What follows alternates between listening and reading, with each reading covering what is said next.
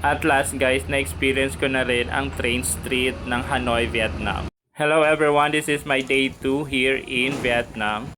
This is me, Blue. I share travel stories, food, culture, and saving goals. Kakain ako ngayon ng pho. This is the national dish of Vietnam. Meron itong rice noodles, soup, then you can choose either chicken, pork, or beef. Pero mas preferred ko yung beef sa kanilang dish. This is what I ordered guys. Dito sa Vietnam, hindi sila sanay kumain ng rice, kaya itong rice noodles ang kanilang source of carbs. So tara, tikman na natin. Ang pho ng Vietnam, ito yung natikman ko na sobrang sarap guys, as in. This is 10 over 10 for me.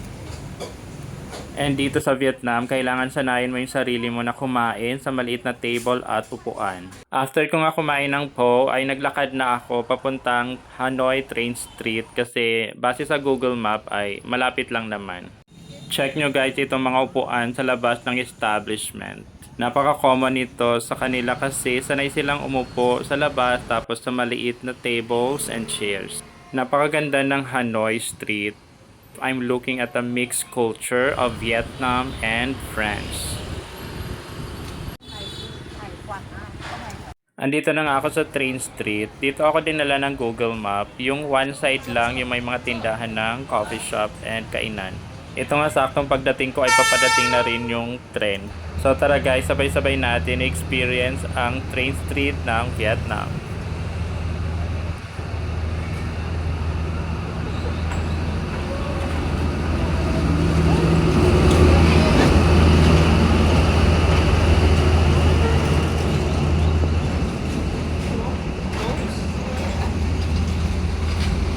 Honestly guys, I was inch closer doon talaga sa tren. Kaya medyo nabigla ako dyan. So far, it was nice and fun. Nagiging unique lang siya kasi ang dami mong kasamang iba't ibang foreigners. At the same time, dumagdag na rin yung iba't ibang kulay ng mga lights and design ng mga coffee shop at kainan. After nga nun ay nakapag-order na ako ng chicken skewers and soda. Yung jackfruit ay binili ko ito sa may Vietnamese vendor. Masaya at naging unique ang experience ko dito kasi ang dami ring turista. Like this one, yung mga kids, nakakatuwa sila.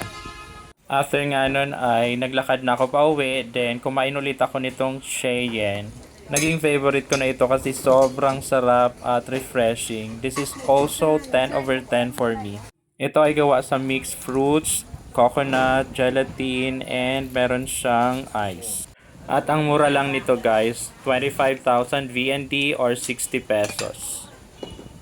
So ayun lang guys for today's video. I hope makapunta kayo dito sa Hanoi kasi sobrang kakaiba yung naging experience ko. Thank you for watching.